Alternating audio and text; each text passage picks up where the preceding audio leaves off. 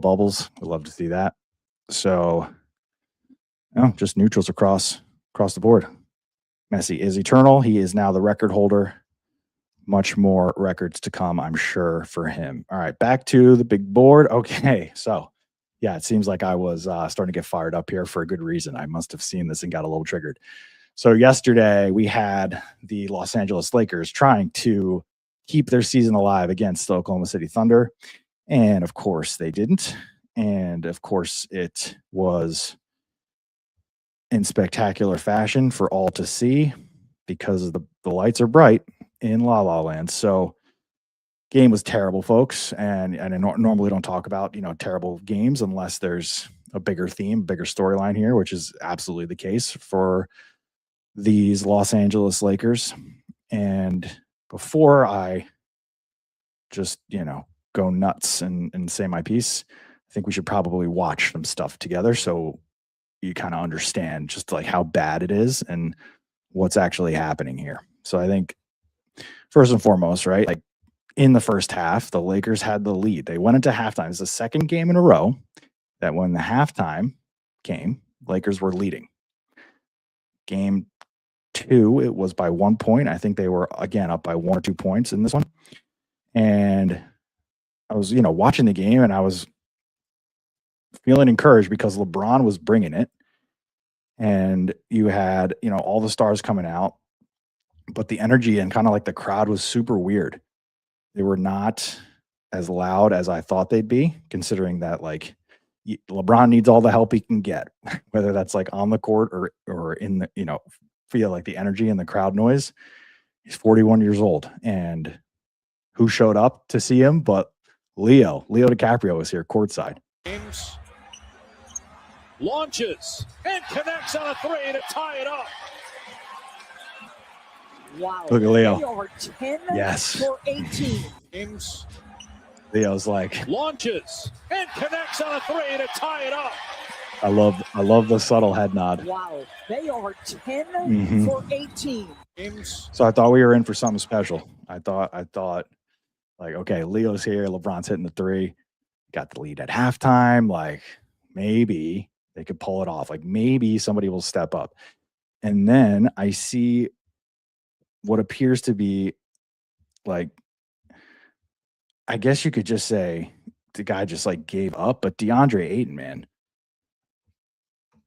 I've never seen somebody just like so like not understanding the assignment or not understanding like what's at stake. Cause like surely he does and just not caring. So here is a sequence in the fourth quarter. This is like season on the line. Nobody's come back from a 3-0 deficit. If ever there was a time that you need to give your all and put forth some effort and energy into doing your job, which is to grab the basketball with 2 hands and then give it to LeBron. That's it. You just grab the basketball, give it to LeBron. Find LeBron after you have secured the basketball. Emphasis on the latter, securing the basketball. There he is, right here.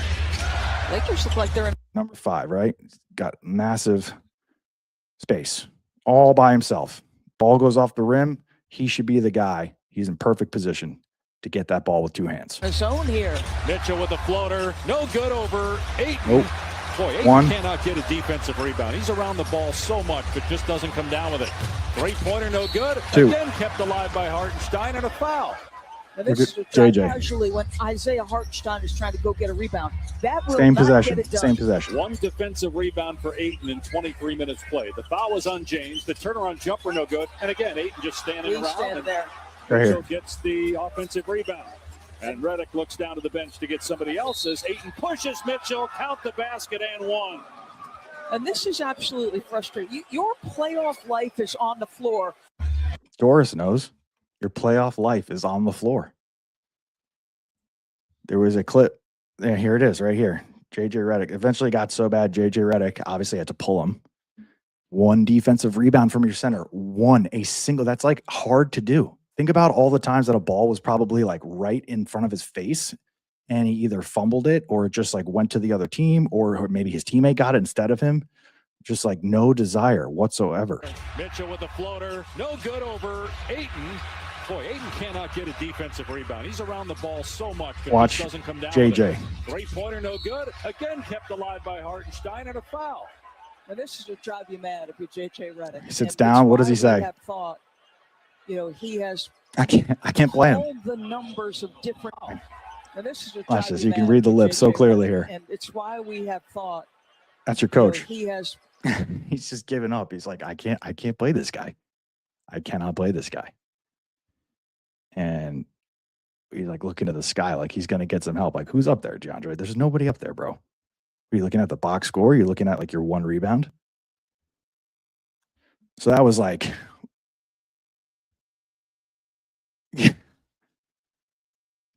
so I totally saw this coming. I guess I didn't expect it in this kind of fashion where he just like gives up Flame, because in that Houston series, he was huge. He was hitting his shots. He was rebounding the ball. He looked like a guy inspired. It looked like he understood the gravitas of the situation with LeBron being 41 years old, the chance to do something special, down men, people stepping up, rising to the occasion. Oftentimes when LeBron is in or on the court, and the same thing, I've said this my entire sports life, watching the best, there is just an air of expectation that they bring with them. It doesn't need to be said. It's just their presence alone.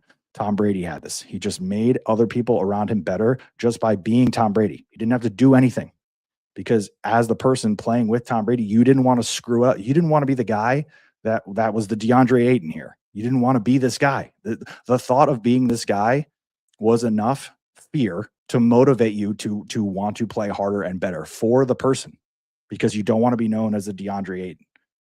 So I thought that, LeBron would warrant that kind of admiration, that kind of respect as a teammate. Clearly not. It's just like super disappointing to see this. Just like, it's not just Ayton, man. Like, okay, so he's one guy. Austin Reeves was also terrible. Austin Reeves was, after that little powwow at center court that the entire referee crew chief got summoned to hear Austin complain. I think he thought that he was going to then come back, and because he complained the last game, it's like, okay, guys, I complained, now I should be getting these calls. Every time Austin Reeves had the ball, he's like flailing, he's complaining, he's like going across court with his hands raised, and he didn't get any calls, and like it totally affected his game. So here was the little powwow. And then yesterday, I think he had maybe 10 or 12 points. So LeBron had no help. The only guy that was playing hard was Marcus Smart. Marcus Smart totally understood the assignment. I think from his Celtics days on those championship run, Marcus Smart was familiar with this environment, but that's just two guys. LeBron can't do it. LeBron, he's 41 years old, I'll say it till the cows come home. He had probably the worst body language I've seen at his locker after they asked him about, what do we do? Like, where do you go from here, LeBron? I mean, I almost say I'm not angry or disappointed. He's not angry or disappointed. That is a sign of defeat.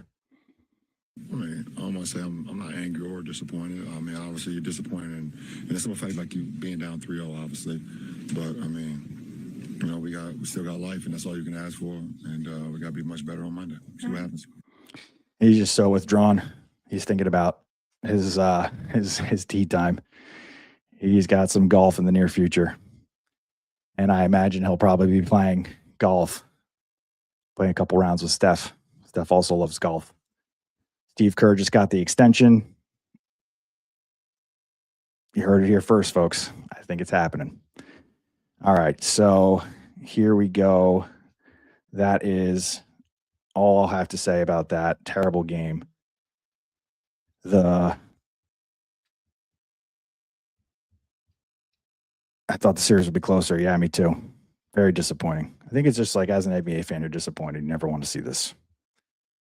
You never want to see this. All right. I will go back to the big board now and we'll flip it something a little bit